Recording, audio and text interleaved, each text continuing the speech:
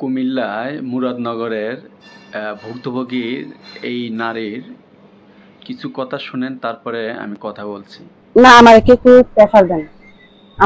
আমি মামলা করছি, আমি আবার উঠাইলাম। আপনি উঠাই বলবেন? হ্যাঁ। কেন উঠাই বলবেন? আমি 10 জনে ভালো চাই। মেয়েটি এখন বলছে যে মামলা তুলে নেবে। আমি যখন এই নিউজটা দেখি তখনই আমার ধারণা হয়েছে যে এই ধর্ষণ এটা সম্পূর্ণ মিথ্যা একটা সাজানো নাটক। আসলে ওই মেয়েটার সাথে মেসের আলীর পরিচয় ছিল। মেয়েটা বাপের বাড়ি আসছে, বাপের বাড়ি আসার পরে হয়তো ওই মেসের আলীকে জানায় আমি বাপের বাড়ি যাব। ও আসছে, তো দুজনের সম্মতিক্রমেই এই শারীরিক চাহিদা মেটানোর জন্য তারা লিপ্ত হয়।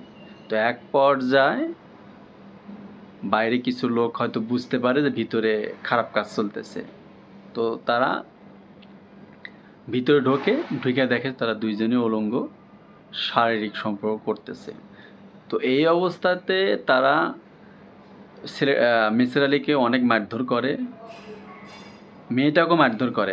ও নিজের মুখে আমি একটা ভিডিও দেখছি, ও নিজেই বলছে আমাকে মারধর করেছে। আর এই মারধর করে তারপরে মেসের আলী ওখান থেকে পালায় চলে যায়। মেয়েটা দেখতেছে মান সম্মানের প্রশ্ন, শেষে উল্টা বলতেছে আমাকে ধর্ষণ করেছে মেসের আলী।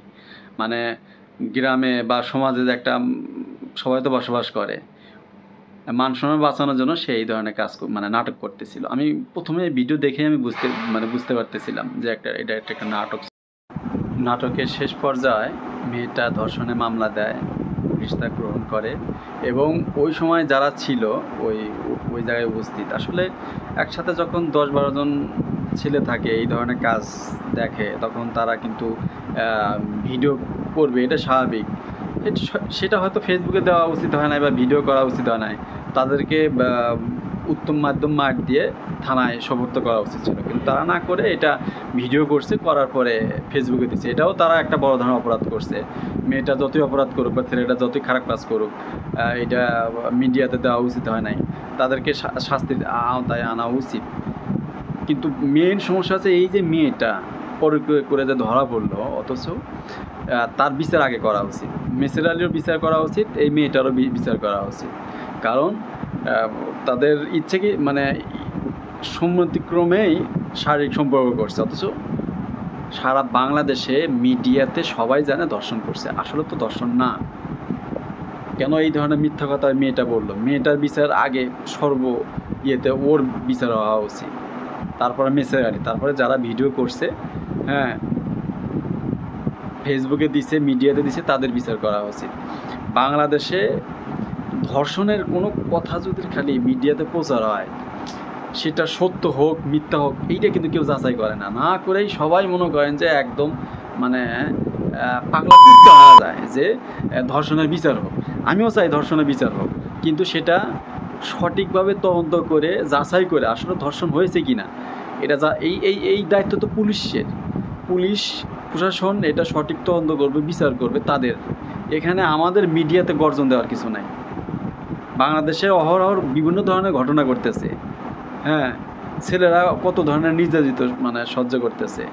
কখনো কোনো বাংলাদেশে বিভিন্ন সময় পুরুষ নির্যাতিত হয় বিভিন্ন কারণে।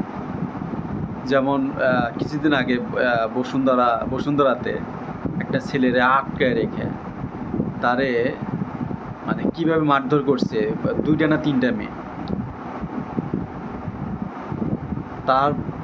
তার প্রতি কি মানসিক যে টর্চার করতো, শারীরিক টর্চার করতো, খেতে দিত না, সবসময় মারধর করতো। কারণ একটা ছেলে তো 3টা মহিলার চাহিদা পূরণ করা সম্ভব না। এটা যখন পুলিশ ধরলো, মিডিয়াতে আসলো, কই মিডিয়ার কোনো লোক তো দেখলাম না, যে সারা বাংলাদেশের লোকই দেখলাম না যে এইটা না কোনো গর্জন আমি শুনলাম। আমি ধিক্কার জানাই ওই সব পুরুষদের যে এই ধরনের ঘটনা ঘটার পরও তারা নীরবে চুপ থাকে। আর বাংলাদেশের ধর্ষণের কথা শুনলেই সবারই মনে হয় মাথার তার ছিঁড়ে যায়। আমার কথা হলো যে কোনো শিশু কোনো মহিলা মানে ধর্ষিত হয়, এগুলো দেখবে পুলিশ, পুলিশ দেখবে, সঠিক তদন্ত হবে, সঠিক বিচার হোক, এটা আমিও চাই, সবাই চাই, কিন্তু মিডিয়াতে গর্জন দেওয়ার কিছু নাই। এই ঘটনাটা দেখেন একবার, আমি ভিডিওটা দেখেই তো আশ্চর্য হয়ে গেছি। ধর্ষণই হয় নাই, অথচ সারা বাংলাদেশে ফেসবুকে মিডিয়াতে ধর্ষণ ধর্ষণ ধর্ষণ। লজ্জা হয় আমাদের, আমার ব্যক্তিগতভাবে লজ্জা হয় এসব ঘটনা শুনলে।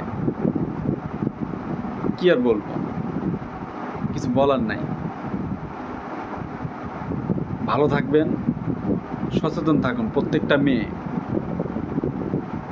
এটাই আমার উপদেশ।